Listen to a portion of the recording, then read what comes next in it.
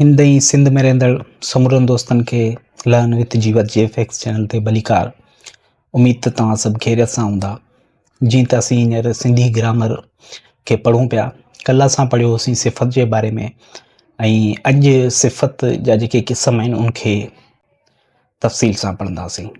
त ॾिसूं था त सिफ़त जा क़िस्म, सिफ़त जा कुल 3 क़िस्म आहिनि, ठीकु है, जंहिंमें सिफ़त वस्फ़ी, सिफ़त अददी ऐं सिफ़त मिक़दारी। हाणे ॾिसंदासीं त सिफ़त वस्फ़ी छा आहे। जीअं त वसफ़ लफ़्ज़ मां ई ज़ाहिर आहे त उनजा औसाफ़ बयानु करणु, ख़ूबियूं बयानु करणु, गुण, अवगुण, ख़ामियूं, इहो बयानु करणु, इनखे असीं चवंदासीं सिफ़त वस्फ़ी। मिसाल तौरु कोझो, ख़ूबसूरत, ज़हीन, होशियार, मतिलबु ज़ाहिर कयूं पिया सिफ़त वसफ़ ज़ाहिर करे पियो इस्म या ज़मीर जी, त अहिड़ी सिफ़त खे असीं चवंदासीं त हीअ सिफ़त वस्फ़ी आहे। हाणे सिफ़त अददी, सिफ़त अददी जा वरी 2 क़िस्म आहिनि। हिकिड़ो क़तारी, यानी जेका शइ क़तार में अचे, ॿियो शुमारी। हाणे क़तारी या शुमारी, इन में तव्हांखे मुंझण जी का बि ज़रूरत कोन आहे, इंतिहाई सवलो आहे। सिर्फ़ु उनजी जेका दर्जाबंदी थियल आहे उन में असांखे ख़बर पइजी वेंदी। ऐं टियों सिफ़त मिक़दारी। हाणे ॾिसूं था त सिफ़त अददी छा आहे।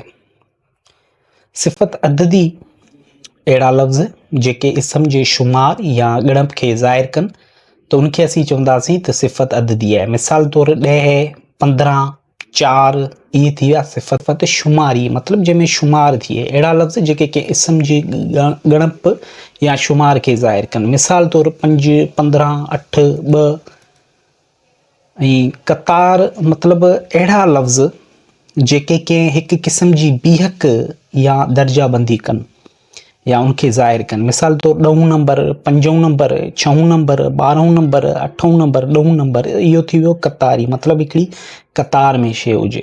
त अददी में जेको आहे तव्हां क़तारी ऐं शुमारी सम्झी विया। हाणे हिन जो जेको आख़िरियों क़िस्म पाण पढ़ंदासीं हिते, सिफ़त मिक़दारी। हाणे मिक़दार लफ़्ज़ मां ई तव्हांखे ज़हन में अची वेंदो त जेको कंहिं शइ जे मिक़दार खे ज़ाहिर करे या क़यास आराई करे। मिसाल तौरु मूं घाटो खीरु वरितो। हाणे हिते जेको घाटो खीरु आहे, हाणे खीरु त इस्म आहे, हाणे उनजी लाइ पियो उहो कीअं घाटो आहे।